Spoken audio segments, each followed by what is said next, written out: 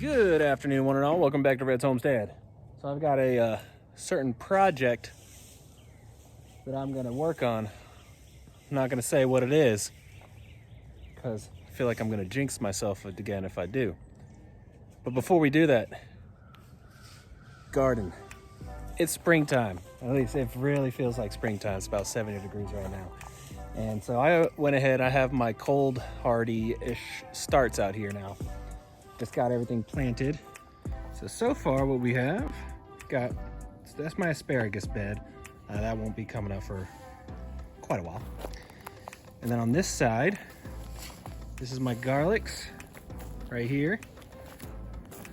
We've got cauliflower right there and broccoli right there. My next bed is all gonna be our potato patch. We just continue adding mulch as it grows. Once it warms up, it should start sprouting out. And then coming through here, I've got some leftover kale that's probably dying off, but in between I went ahead and brought my spinach out. I'm not 100% sure what's in here, but it finally started sprouting right there.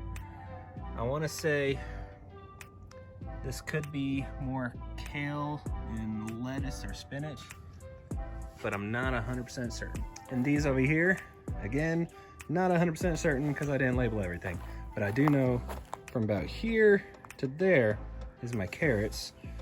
And I want to say this is going to be my radishes because those were my first to come up. And that's kind of an old broccoli I didn't feel like pulling up. I'm going to see if that does anything. Then here, I think I overseeded just a little too much, but that just means, everything, almost every seed germinated from the looks of it. I want to say this was my beets or my turnips, one or the other. And then what hasn't germinated right here should be the cilantro. It needs to be a little bit warmer to germinate. And that's just what I have outside. I still have my hot ones on the inside. So night temperatures are still a little too cold for these guys. These are all my peppers, tomatoes, and cucumbers. And then back here I do have some more Swiss chard. So back outside, Shannon has her fig tree. I've never done a fig tree before. It's a dwarf fig tree that we're gonna grow in a pot, just to see how it goes. And then on this side, I've got my onion patch. Probably about 40 onions or so in there, 40 to 50. And we're not done yet. I still have the greenhouse. So inside the greenhouse, a lot of these are roses. That's gonna be more ornamental, great for the bees and all that good stuff. But right there is grapes. And those are the loquats. I think that's more grapes. That's more grapes. Strawberries. Sweet potatoes. And all those little tiny ones that you see around are the comfrey. And then I've got my calamondia from last year that I have to prune this up a little bit. Looks like a couple things dying, so I'll prune that up. Oh, and then at the very bottom, I have to get those planted. Those are the sweet peas, still to be planted. So once the springtime starts, it gets a little crazy.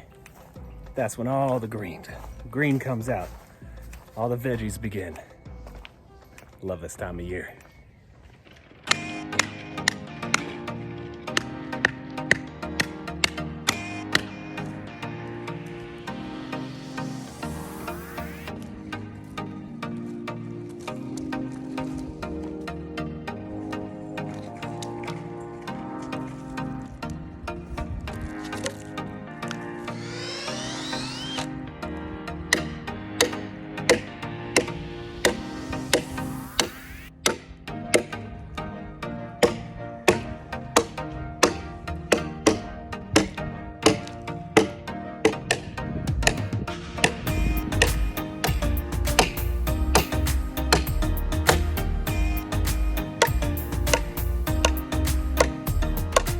Well, I honestly can't believe it myself, but it's finished. And it seems like it was kind of a worthless project, to be honest. I mean, it's cool. It looks nifty, but there's like major gaps on it. You know, once the sill gets in there, it's not that big a deal. It'll compact down and it won't, you know, fall out of the flower bed or garden bed. But I mean, it looks cool. But man, that was a lot of work for, I guess a bed that size would have cost today's prices in lumber $75. And this ended up costing $8 in nails. But I don't know. It's cool. It's cool, but I wouldn't recommend anybody doing it. Just buy wood. Or what I'm gonna do for the other ones with it, which is 10 if you have the 10 available. It's a cheaper alternative and probably a whole lot easier. All right. I think we went too far over. Well, you told me where to park it. So this stuff right here, our neighbor. Okay. Our neighbor grounded.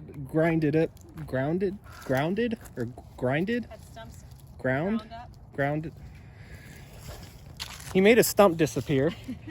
And we were able to go with the trailer and pick up all of his leftovers. And what we did is we went ahead and seeded. I do like you. You always make it look easy. Mine doesn't get as far. Flinging on me. We seeded this. So this is kind of our little road that we always take with the four-wheeler whenever we're going down here and clearing. And so we're trying to seed it and throw some of this on top of it to maybe keep this from looking ugly. Reach my labor quota for the day. Your labor quota for the day? Yeah, I'm not gonna lie, it does kind of feel like it, but so yeah, hopefully we can this summer have all of this green, because it gets plenty of sun now that we've cleared a whole bunch of trees. It should green up if this seed takes, and then we can use this area for animals. It's gonna be our little rabbit area. We just have to for the tractors. So you're working hard. I know. I wonder what you're doing. I'm the cameraman. I mean, all right, I might start looking into those garden beds over there. Well, we don't have a whole lot of grass yet, but we try to go in the little bit that we do. And when we got a whole bunch of the wood from the stump wood, we didn't just get that little bit down there. We got all the way around this fence. We dumped it, and it's just stuff that we can keep adding to our little chicken run here and let them compost it up. So you remember Shannon putting clover seed over here? Look at all that. It looks just like that all the way across here. So look at this beautiful work Shannon's doing. Keep on working. I won't stop you. So they're just gonna take this. I have to leave the headphone out when you're around. Oh, so you know if I'm talking to you? Yeah. So right now they're a little distracted by a head of cabbage. Well, they also like to throw dirt out. No, they probably don't. But look at this. So we're focusing the pile right here, and she's just gonna have it all dumped in here. Not only does it add the carbon for their whole run, so it's, you know, it just makes it a whole lot cleaner for them, but they're gonna be able to stir that up, mix it all around, and just add more layers to have compost underneath it. And all it is just chunking stuff in. An easier method would have been once I get a permanent fencing here, if I really decide that this is exactly where the chickens are gonna be and stay, I'm gonna give it a year, then I'll start doing permanent structures. But once I figure that out, I'll make sure I have a gate somewhere, probably like right here. Hey, the soil's looking really nice. I took some grass with me. Sorry. She gets distracted very easily. She has her headphones on, so she can't hear me. So we're adding layers into this that we'll be able to just scoop all the compost we need out at the bottom. As long as these little ladies keep doing their work. Now some of them don't want to work. Some of them just want to rest in the fluffy butt hut. The Copacabana. Well, your day of work is done already, huh? Yeah, get back to work. I've had some comments. A lot of people really like My fluffy butt hut? Shannon's fluffy butt hut. Not my idea. Patent pending. It was on Pinterest. All right, I've got some tin to go cut. So I have this big old piece of scrap tin, aluminum tin siding, that I'm gonna slice right down the middle. And that'll give, it's a 24-inch panel, and so that'll give me 12-inch panels to have on 12-inch raised beds.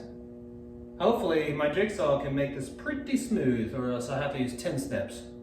And I gotta tell you, if you don't have this kind of material on your property, one place I would 100% look is Facebook Marketplace. Now, I have a ton, so I don't need to buy it, but I was tempted to, because I've been looking on there every once in a while, and I see these 12-foot panels going for like $5 a piece. And everybody's trying to get rid of them. They'll take down a barn or something and not have any use for them, and they're just trying to give them away. So, there's a tip. Look on Facebook Marketplace. People are trying to get rid of these, at least in my area.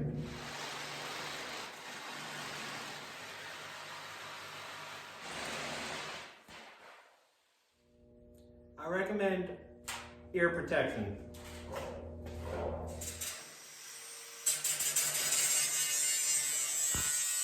I probably didn't have to use an angle grinder to kind of smooth out the edges. I could have just hammered them probably, but you know, I love that tool, so I used it.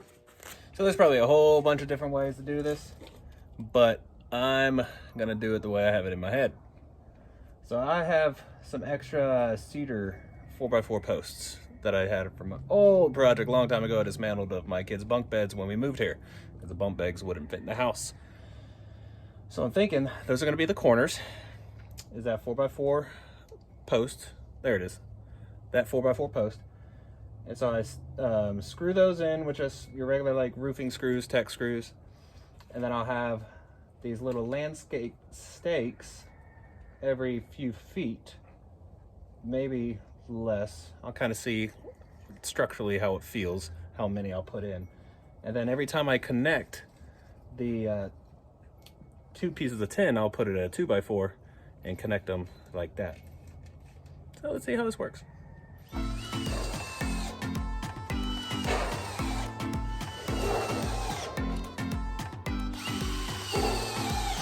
We're gonna need a bigger greenhouse next year. I know. Alright, you're good. Let's go.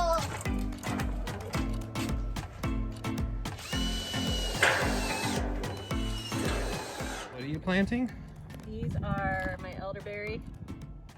I've got some stratifying, if that's the right word, stratification in the fridge. That's her new favorite word. I never knew it was a thing. It's gotta be in the fridge for like 90 days in peat moss.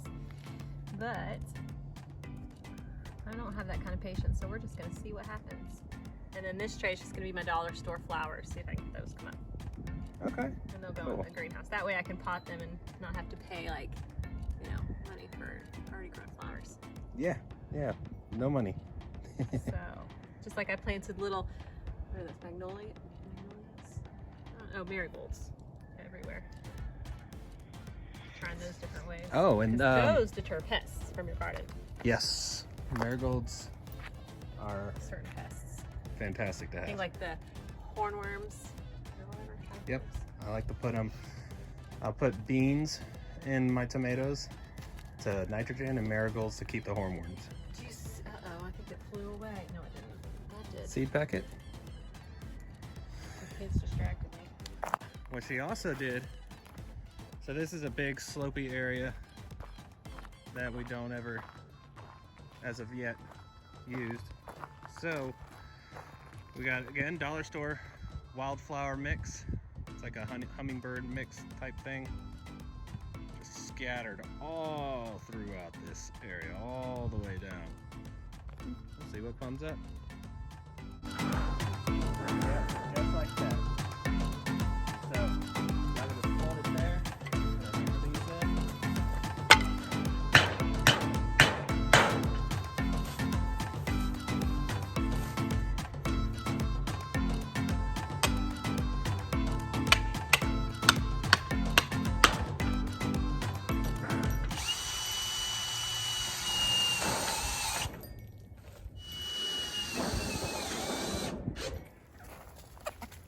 Uh-oh.